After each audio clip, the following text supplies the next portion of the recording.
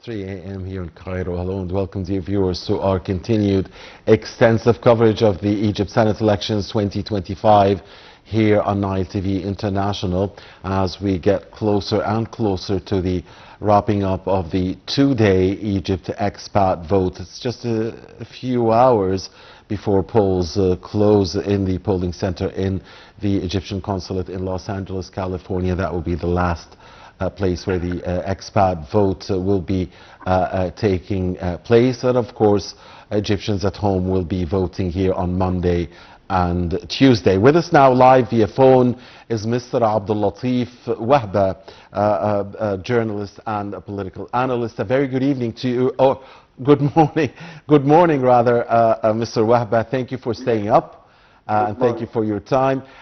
Please tell us, how have you observed the 2 days of the Egypt expat voting process? According to the news and what we saw during these days and yesterday, there is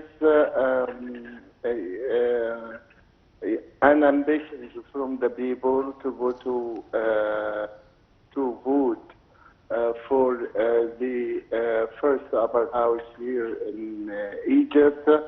And as you know, this is one of the main pillars of the democracy here in Egypt, especially as you know that the upper house, this is the second term since 2019, and as you know that the centers of ballots were opened in about 160 country all over the world, and this is of course means that the people or the patriots outside of Egypt are so eager to participate in this democratic steps. This is one.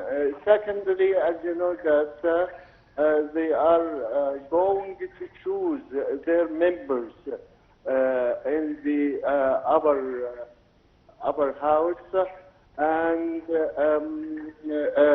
they are about, according to the constitution, about 300 members to be chosen during these elections. 1/3 individual, 1/3 of the closed list, as they call that, and the others will be nominated by President Abdel al-Sisi. But 10% of the nominees will be of women, and this is of course a step to encourage women to participate not only in the elections but also in approving the constitutions, in approving the rules of democracy here in Egypt. And this is, of course, another important point. You know that all the Egyptian parties are participating also at the same time, and I think this is the a sign to the world that Egypt is, since 2014, both its first steps of democracy now, and also in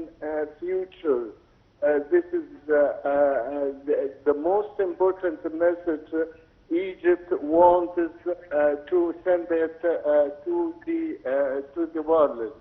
And let us say at the same time that the huge number of the Egyptian expatriates outside of Egypt in their move to participate, this is of course another sign for the other world and for different countries, especially who the country which intended to set and to publish some false news against Egypt. This is the most important point until now.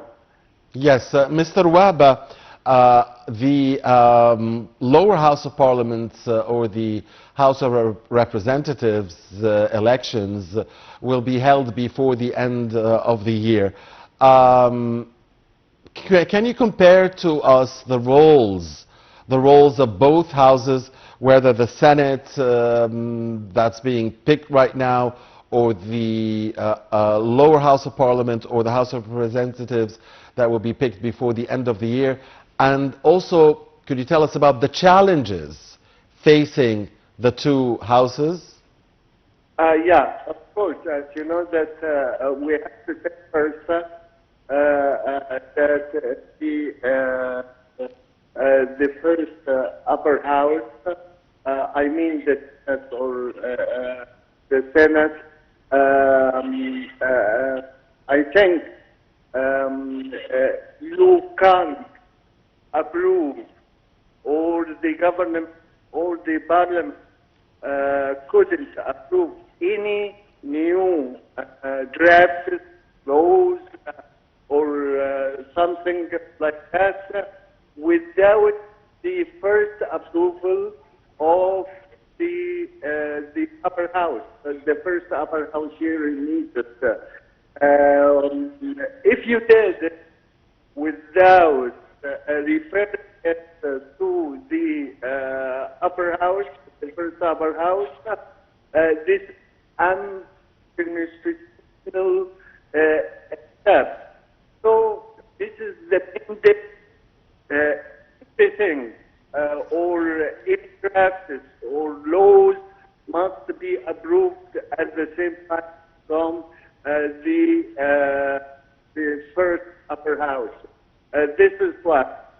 Secondly, they are consisting together, I mean the parliament and the first upper house, the main monitoring and controlling all or what the government do, and for the government leaders, they can evaluate, they can discuss, they approve, they can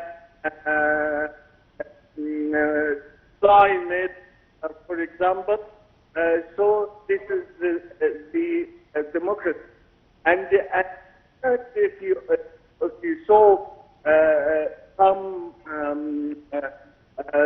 decrees issued from the government and the must be referred to both houses, especially like just budget of the state.